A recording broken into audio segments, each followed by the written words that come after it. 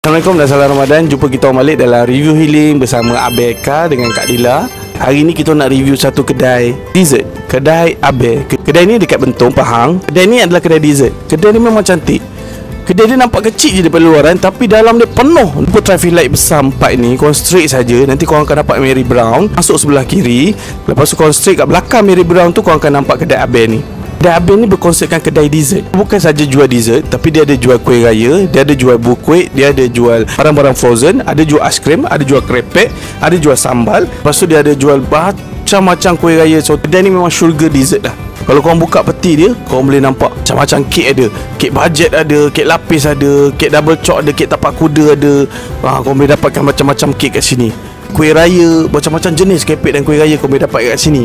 Selain daripada krepek-krepek, dessert, dia ada juga yang frozen. Contohnya macam ni, kerutuk daging. Kuih-kuih tradisional yang frozen lah. Mudah sekarang ni, semua dah ada frozen. Kuih ayu, donat, apa. Lepas tu kalau raya nanti, kat sini pun kau boleh dapat kat ketupat palas. Macam perisa ada kan? Nanti tak payahlah susah lah buang masa nak anyam ketupat lagi. Sini pun kau boleh dapatkan macam serunding. Serunding pun ada. Ada soft cookies. Kuih raya dia kau jangan cakap lah, memang banyak jenis. Korang datang saja, lebih kurang 50 jenis kuih raya ada kat sini. Kau datang mesti pening kepala. Aku pilih krepek sampai terduduk. Betapa banyaknya kena pilih ni. Ni pun ada jual bukuit. Biarlah untuk surprise anak graduation ke, untuk wife ke, birthday ke. Dia ada kek bajet juga. Datang kat sini kau beli kek, kau beli bukuit, beli kuih sikit lah untuk isteri kau. Firm balik, dia sayang kau weh. Ini terlalu banyak kuih raya. Aku tak boleh nak sebut satu-satu, sebab kalau aku sebut satu-satu apa esok tak habis. Tengok video tadi, lepas tu korang rasa ada tak kuih raya yang korang nak? Kalau ada, korang datang cepat-cepat kat kedai Abel.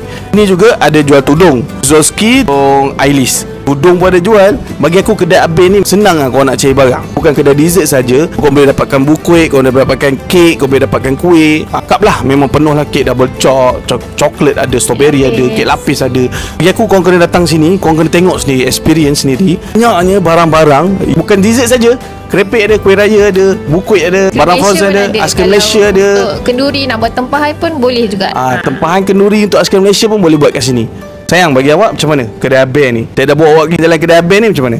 Best lah. Banyak sangat barang sampai tak tahu nak pilih yang mana. Rasa nak bawa balik kedai. Kedai Abel ni best ke tak best? Best.